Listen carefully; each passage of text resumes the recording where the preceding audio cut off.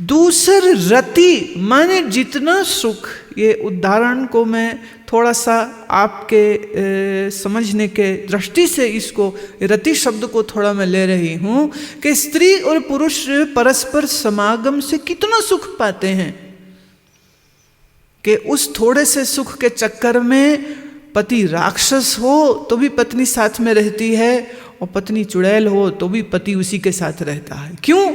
उनको सेक्स बांध रहा होता है आपस में। लड़ें झगड़ें, एक दूसरे को मारें पीटें, लेकिन सहवास में जो वो सुख प्राप्त करते हैं, इस सुख के चक्कर में बाकी सब बहाने होते हैं कि बच्चों की वजह से साथ में रह रहे हैं या उसकी वजह से साथ में रह रहे हैं। कितनी घनिष्ठता से स्त्री पुरुष और पुरुष स्त्री के प्रति समर्पित होते हैं। वो कहते उतना समर्पण तुमको ईश्वर की कथा के विषय में हो जाए। क्या बात कह दी।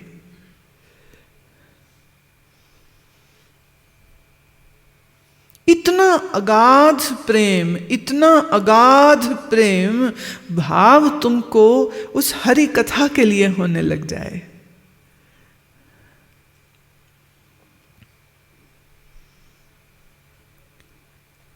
और जब संत का संग करेगा, जब कथा श्रवण करेगा, तो उसके अंदर की भावनाएं कितनी सुंदर हो जाती हैं। और नहीं हो रही हैं, that something is wrong then.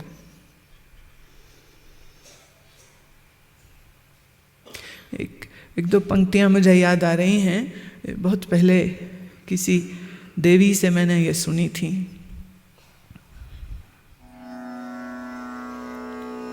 मैं सतगुर तेरे कोलों, मैं दाता तेरे कोलों, एक नाम पदार्थ मंगा। मैं सतगुर तेरे कोलों, मैं दाता तेरे कोलों, मैं सतगुर तेरे कोलों, मैं दाता तेरे कोलों, एक नाम पदार्थ मंगा, एक नाम पदार्थ। मैं सतगुर तेरे कोलों, मैं दाता तेरे कोलों, मैं सतगुर तेरे कोलों, मैं दाता तेरे कोलों, एक नाम पदार्थ मंगा, एक नाम पदार्थ मंगा। मैं जोगन बन के तेरी, मैं जोगन बन के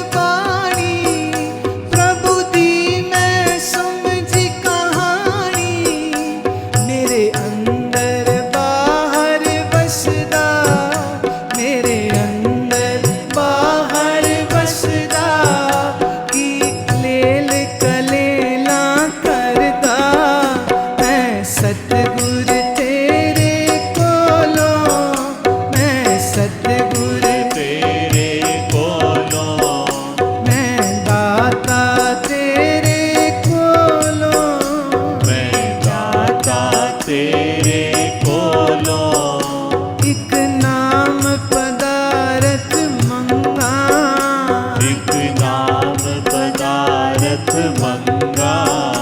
मैं जोगन बन के तेरी, मैं जोगन बन के तेरी, मैं दासी बन के तेरी, मैं दासी बन के तेरी। कोई रंग निराला रंगा, मैं सतगुरु तेरे बोलो, मैं सतगुरु तेरे बोलो, मैं दाता तेरे बोलो, मैं दाता तेरे बोलो। एक नाम पदारथ मंगा, एक नाम पदारथ मंगा।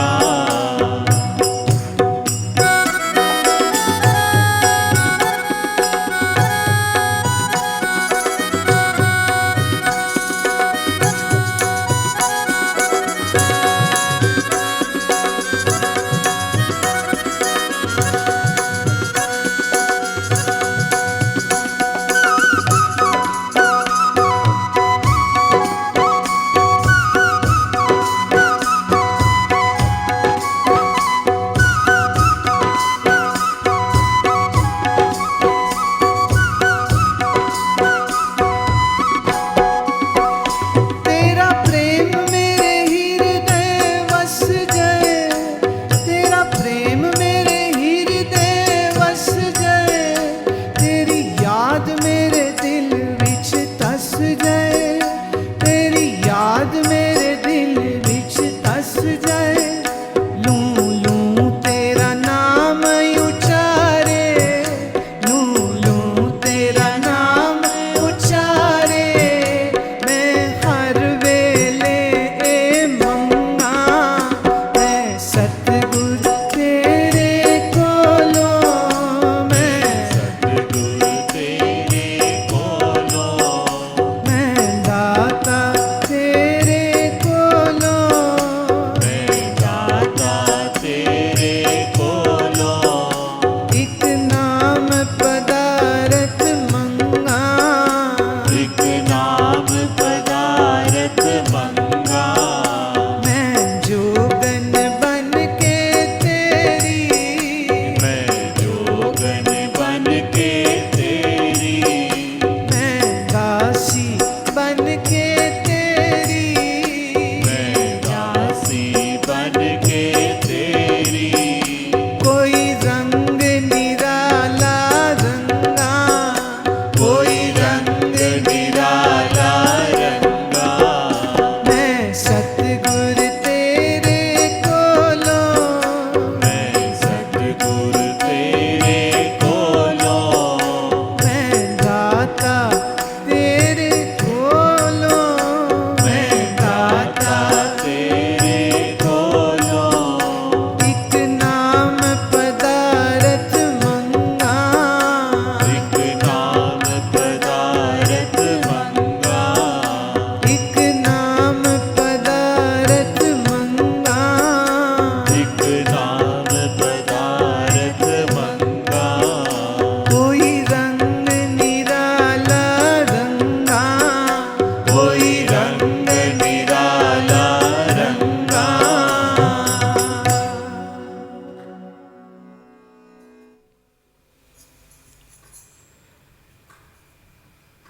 ऐसी प्रार्थना जिस हृदय में उठती रहे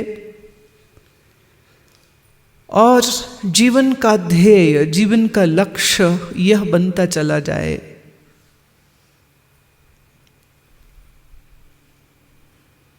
और फिर धीरे धीरे धीरे धीरे अपने जीवन में से वो हर चीज जो मुझे अयोग्य बनाती हो उसको मैं काटता चला जाऊं। हर वो चीज जो मुझे मेरे गुरु से दूर करती हो मैं उसको जीवन से काटता चला जाऊं। हर वो चीज, हर वो विचार जो मेरे मन को मैला कर दे, मेरे मन में विक्षेप उत्पन्न कर दे, उस विचार से मैं अपने आप को अलग कर लूं।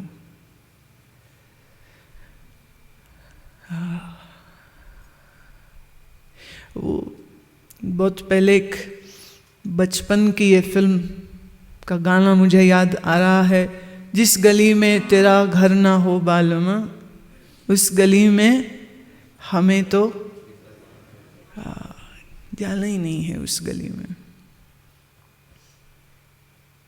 जिस जगह जाकर के तेरी याद बिसर जावे, उस जगह पे मुझको फिर जाना ही नहीं है। देखिए, अब ये चीजें आपको आपसे करनी होती हैं। ये चीजें कोई तुमको सिखा नहीं सकता है। ये अंदर की आवाज होनी चाहिए, ये मन की तड़प होनी चाहिए। पर बात वही आती है, जिसकी बुद्धि वीर्यवान नहीं है, वो जीवन में सिर्फ गलतियां कर सकता है। एक ही गलती को वो करोड़ों बार करता है, फिर करता है और फिर भी करता रहता है। उन गलतियों को वो अपने जीवन से निकाल ही नहीं पाता। श्रेष्ठ बुद्धि, सक्षम बुद्धि, ताकतवर बुद्धि अगर नहीं है तो क्या करना चाहिए और क्या करना नहीं चाहिए, ये फर्क समझ नहीं लगेगा। और उस पर मनुष्यों को एक बहुत बड़ी बीमारी है, और वो ये है कि हम अपनी अकल का इस्तेमाल करते हैं अपनी गलतियों को छुपाने के लिए और अपने गलत कामों को सही दिखाने के लिए।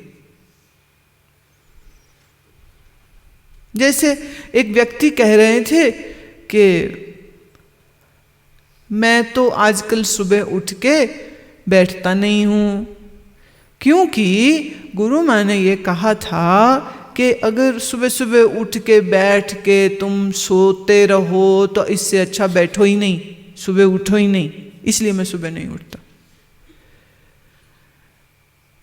अब मेरी कही गई बात को उसने कैसे बदल दिया?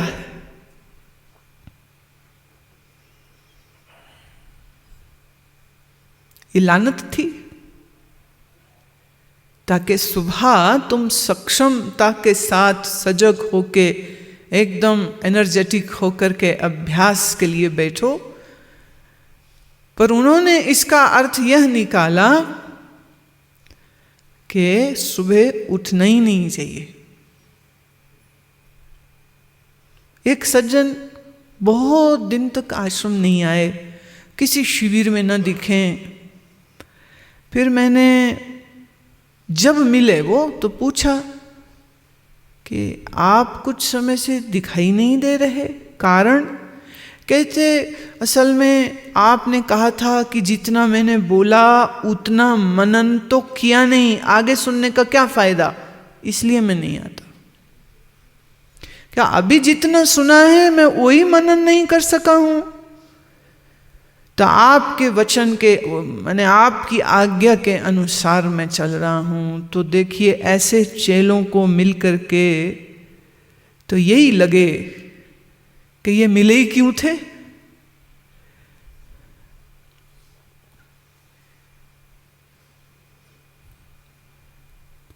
तमोगुण का कोई अंत नहीं है। इस तमस की वजह से अंधकार को बढ़ाने के कर्म तो करता रहता है, लेकिन अपने आप को ताड़ना देकर, समझा कर अपनी गलतियों को सुधारने की कोई कोशिश नहीं करता। फिर हम ज्यादा किसी को टोक दें तो लोग बुरा मान जाते, तो वो भी नहीं कह सकते। ज्यादा बार कह दें भी ऐसा नहीं करो नहीं करो, तो वो हम ही से कतराने लग जाएंगे कि जब जाएंगे तो वो फिर पूछेंगे तो फिर पूछेंगे, तो फिर हमारे पास जवाब नहीं होगा, तो जाओ ही मत।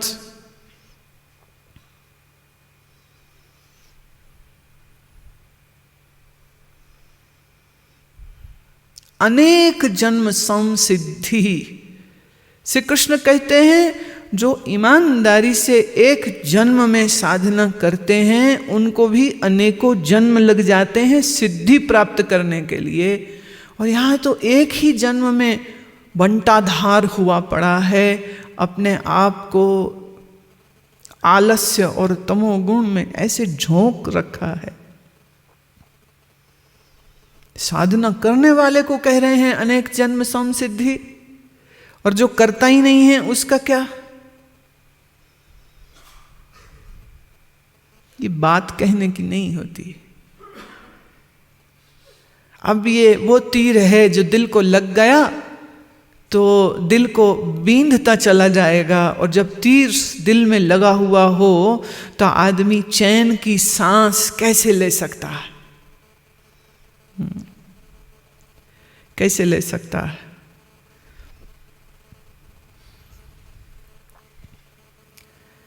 कबीर जी का बहुत सुंदर ये दोहा है। कबीर कहते हैं, कबीर सतगुर सूर में बहया बाण जो एक, लागत ही पोए गिर पड़ा,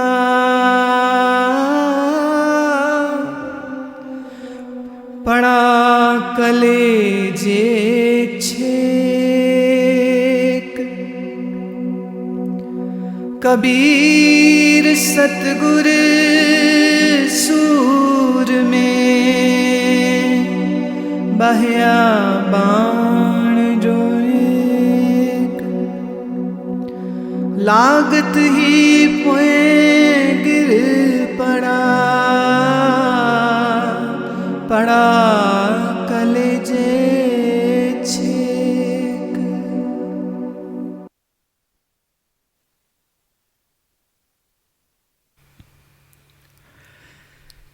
कबीर कहते हैं मेरा सदगुरु सूरमा है, शूरवीर है, और उसने ऐसा एक बाण चलाया जो मेरे सीने में छेक बना गया है, छेद बना गया है। There is a hole in my chest now. और उस तीर के लगने से मैं धरती पर गिर गया हूं, और अब बस तड़प रहा हूं, बस तड़प रहा हूं, बस तड़प रहा हूं। ऐसा तीर मारा उसने। हाँ, गुरु तो हो शूरवीर, गुरु तो मारे तीर, और चेले ने आगे से आयरन वेस्ट पहनी हुई हो, तीर क्या करेगा?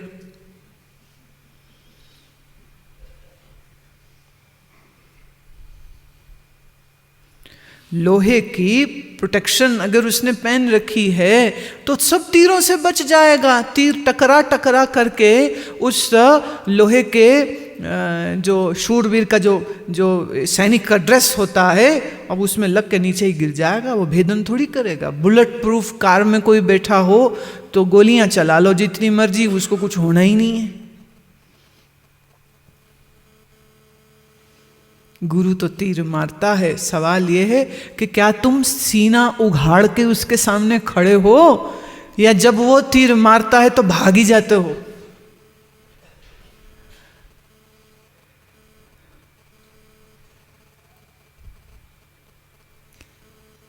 मुश्किल यह है कि जब गुरु तीर मारते हैं तब तीर से बचने का प्रयत्न कर रहे होते हैं। तो ऐसी स्थिति में जो वो ज्ञान का तीर सीने में लगा ही नहीं, तो वो जो लागत ही पोए गिर पड़ा। पोए मतलब भूमि, भूमि पे गिरेगा ही नहीं। कैसे गिरेगा? क्योंकि वो तो तीर लगा ही नहीं है। तीर ही नहीं लगा तो छेक नहीं पड़ा दिल में। जब छेद ही नहीं पड़ा तो तड़पेगा कैसे? तड़प ही नहीं आएगी कोई। और बिना प्रेम की तड़प के मनुष्य पशु होता है, प्रेमी या भक्त नहीं होता। प्रेमी वो जिसको भाई वीर सिंह की ये कविता के बोल हैं, सीने खिच जिन्हां ने खादी वो कर आराम नहीं बेंदे, न्यों वाले नैना की नींदर वो तां दिने रात पे वेंदे। सीने खिच जिन्हां ने खादी, जिसके सीने में प्रेम की खिंचाव आ रही है, वो कर आराम नहीं बेंदे, वो आराम से बैठ नहीं सकते। ऐसे समझ लो तुम लोगों को सीने में खिंचाव, शायद जिसको हार्ट फेल हुआ हो, हार्ट अटैक हुआ हो, उनको पता होगा कितनी दर्द होती है। अब ऐसी दर्द किसी को हो रही हो तो वो आराम से घर में थोड़ी बैठेगा, ना खुद आराम से बैठेगा ना पूरे घर को आराम से बैठाएगा। सब भागेंगे लेके डॉक्टर के पास कि भाई देखिए हार्ट अटैक हो गया। सीने में दर्द उठ रही हो तो कोई आराम से कैसे बैठ सकता है।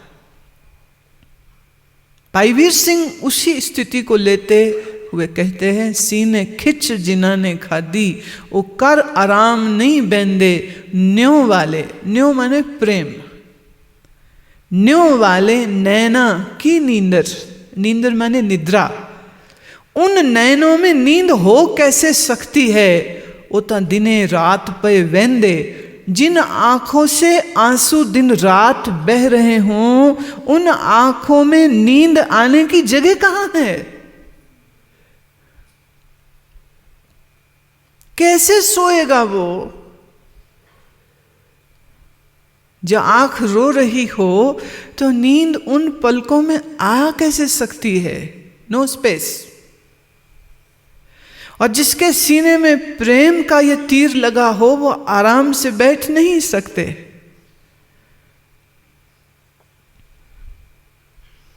अब ऐसी स्थिति में यही कहना पड़ता है कि भाई कुछ तो करो। दिन दिन औद बिहात है, फूटे कट ज्यों पानी, चेतना है तो चेत ले निस दिन में प्राणी। जैसे घड़ा आप पानी का भर के रखिए तो दिन वो घड़ा पुराना होता जाता है, और एक दिन ऐसा आता है कि आप पानी भर रहे हैं और घड़ा फूट जाता है, टूट जाता है। ऐसे ही तेरा शरीर रूपी घड़ा रोज रोज जवान हो रहा है कि रोज रोज बूढ़ा हो रहा है। बोलो, रोज रोज शक्ति कम हो रही है कि रोज रोज शक्ति बढ़ रही है। रोज रोज आंखें और तेज देखती हैं कि अब उम्र के साथ रोज रोज धीरे धीरे नजर कम होती जा रही है। दिन दिन औद बिहात है, औद माने आयु, रोज रोज रोज तुम्हारी आयु कम हो रही है। तो चेतना है तो चेत ले, समझना है तो समझ ले, निस दिन रोज रोज प्राणी, इस बात को रोज रोज समझो। रोज रोज क्यों कह रहे भाई, एक बार समझ लो छुट्टी कर दो। कहते ना ना ना, ये आज समझेगा कल भूल जाएगा, फिर भूल जाएगा, इसलिए रोज रोज रोज इस बात को याद करो। रोज। एक साधक ने कहा था कभी कि जब शाम का सूर्य मैं अस्त होते हुए देखता हूं तो बड़ी गहन उदासी में भर जाता हूं। उदासी इस बात की आती है कि जिंदगी का एक दिन और खत्म हो गया है, और दिन भर मैं काम में दौड़ते भागते ये वो करते करते करते पूरा दिन बिता दिया, जो करना था वो तो किया नहीं। तो शाम का सूर्य देखता हूं तो बोले बहुत उदासी आती है, बड़ा दुख आता है। पर जिस दिन ऐसी उदासी जोर आती है, फिर ये देखा उस दिन मैं रात अभ्यास करूं ऐसा प्रबंध भी मैं कर लेता हूं।